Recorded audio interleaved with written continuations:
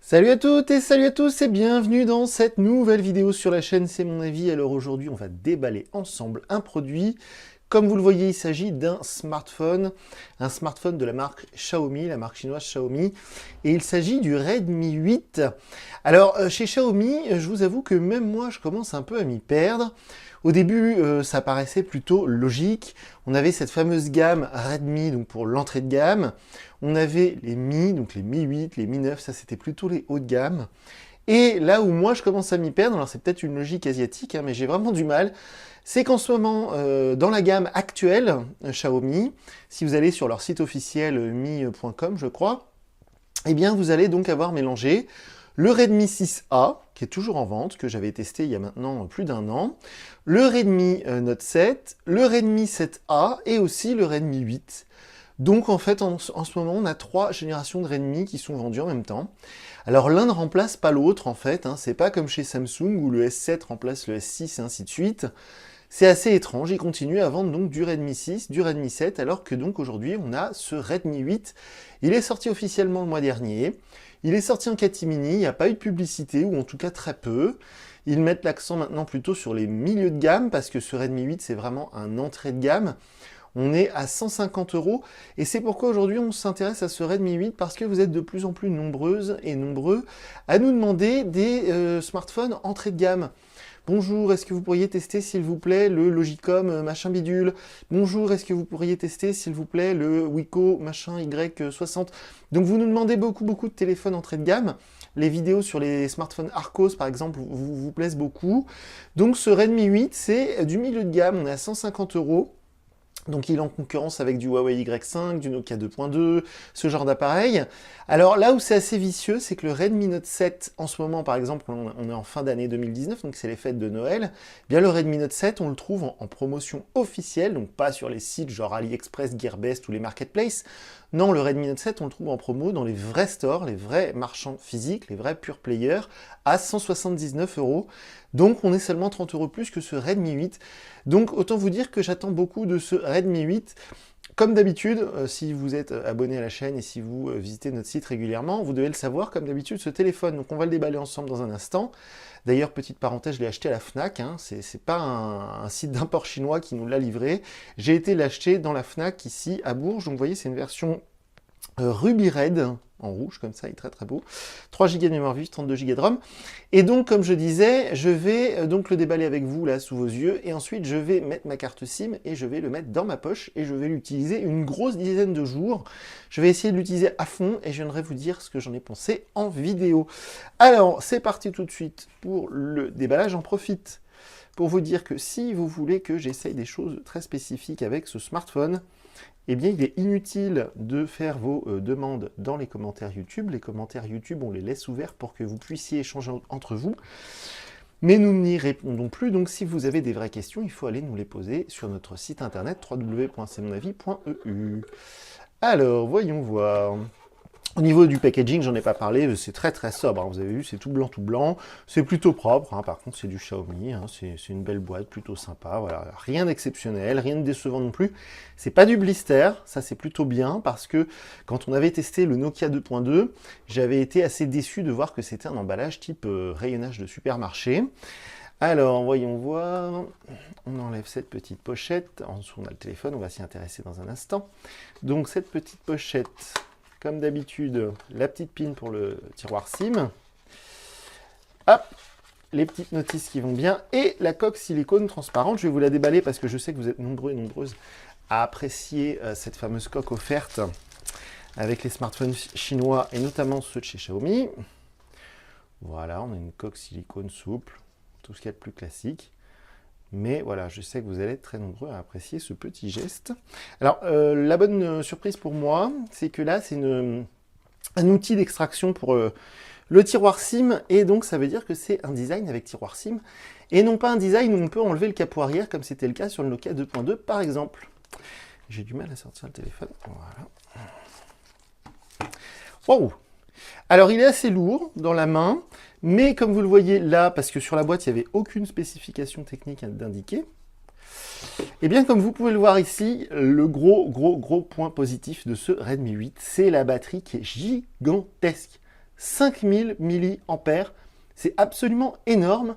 En plus de ça, il y a la charge rapide 3.0, 18 watts qui est compatible, accepté.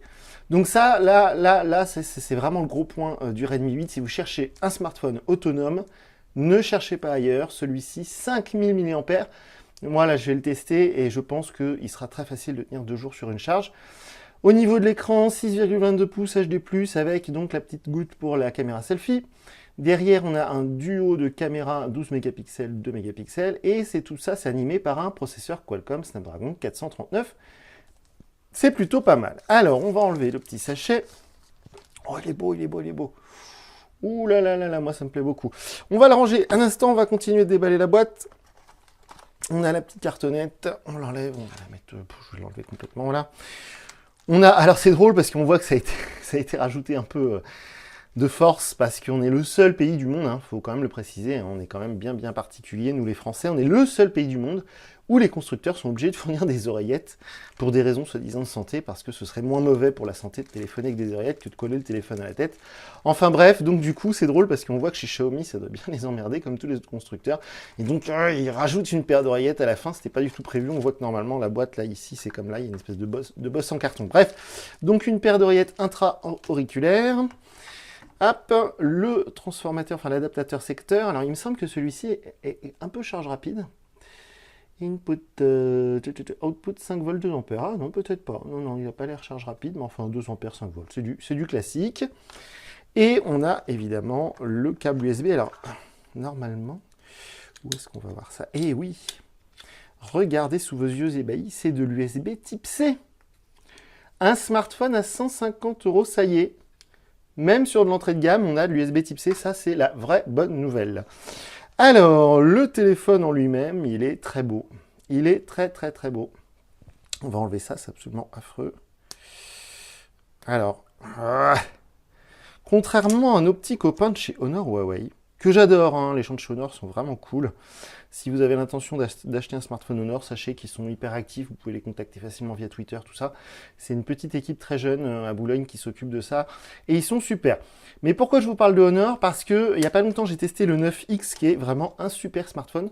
Si vous pouvez aller jusqu'à 250 € dans votre budget, je vous conseille d'aller voir nos vidéos qui parlent du Honor 9X. Donc le Honor 9X, pardon, c'est un très bon smartphone. Mais pourquoi je vous en parle alors qu'on s'intéresse au Redmi 8? C'est parce que chez Honor, ils continuent de nous mettre des films protecteurs sur les écrans, parce que chez Honor, les écrans ne sont pas traités Gorilla Glass. Et ça m'y fait penser, parce qu'on va enlever tout de suite cette petite pellicule.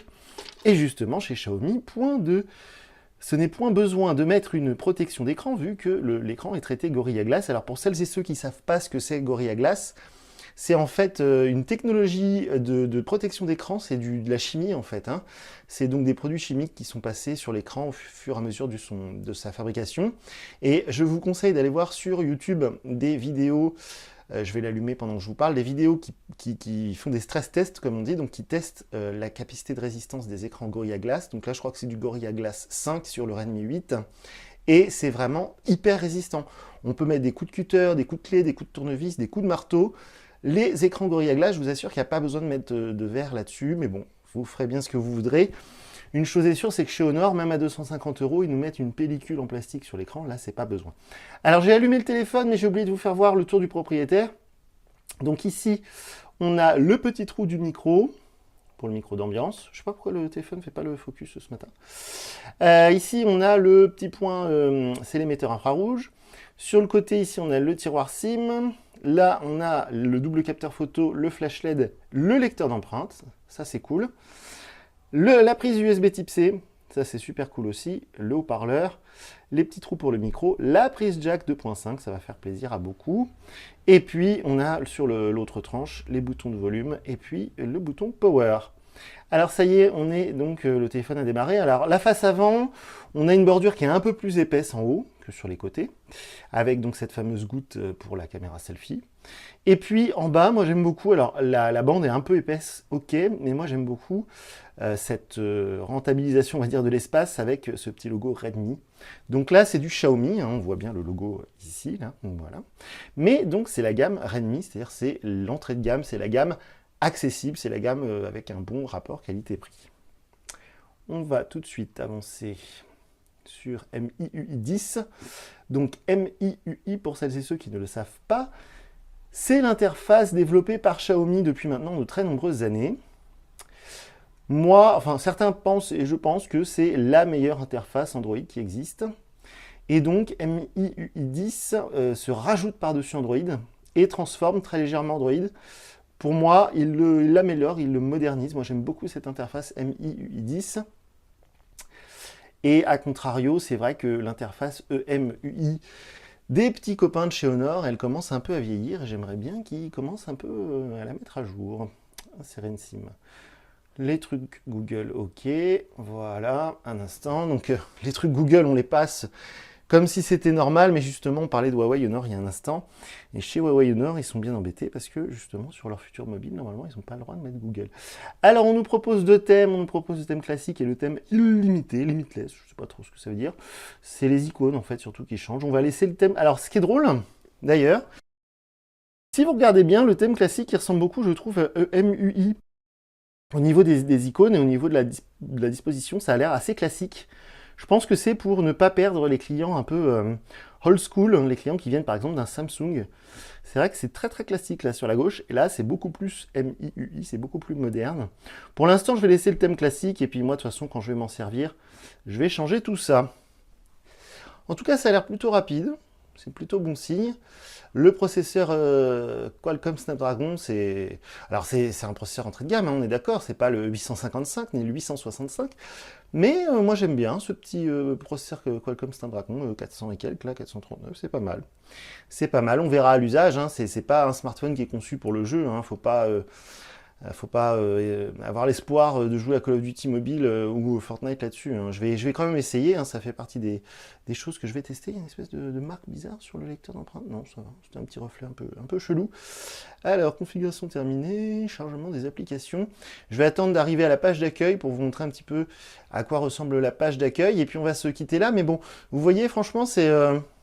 comme d'habitude, hein, c'est vrai que c'est un peu une habitude. Moi, j'aime beaucoup ces reflets là. C'est très très beau. Très beau. Oui, donc je disais, comme d'habitude chez Xiaomi, hein, c'est vrai qu'on n'est pas déçu par les déballages, il y a toujours les accessoires qu'on attend, il y a une petite coque en cadeau, c'est plutôt bien fichu, c'est pas cheap du tout, le téléphone n'est pas décevant, en tout cas pour l'instant, au niveau du design, la qualité de fabrication, tout ça, c'est vrai qu'on n'est jamais déçu. Alors à l'usage, on verra bien. Ça y est, nous voilà enfin sur la page d'accueil. Alors j'ai un petit peu coupé la vidéo parce que c'était méga long. C'était vraiment super long pour arriver sur cette page d'accueil. Alors, il y a quelques instants, je vous disais, ah, dis donc, ça a l'air rapide et tout. Ouais, bah, j'espère que ça va être un peu plus rapide à l'usage parce que franchement, l'écran que vous avez eu juste avant, le chargement des applications, il a duré, pour être très précis, il a duré 4 minutes. C'est rare, très rare que ce soit aussi long. Bon, on verra, c'est le premier allumage, hein, ça veut pas dire que le téléphone va être lent ou quoi, mais voilà, c'est vrai que c'est vraiment rare que ce soit si long, c'est rare que je sois obligé de couper nos vidéos. Donc voilà, on est enfin sur l'écran d'accueil. Alors j'ai choisi le thème classique, alors pour le coup c'est très classique, hein. Ça ressemble vraiment à, là on dirait vraiment que j'ai un Huawei hein, dans les mains, hein. C'est vraiment à l'ancienne. Donc de toute manière, moi là maintenant je vais mettre mon compte Google, je vais mettre mon réseau Wi-Fi, ma carte SIM, tout ça, et une fois que ce sera fait, eh bien je vais le glisser dans ma poche et je vais l'emmener partout avec moi, et dans quelques jours je viendrai vous dire en vidéo ce que j'en ai pensé. Donc voilà pour le déballage de ce Xiaomi Redmi 8. Je vous dis à très bientôt pour une nouvelle vidéo sur la chaîne. Salut!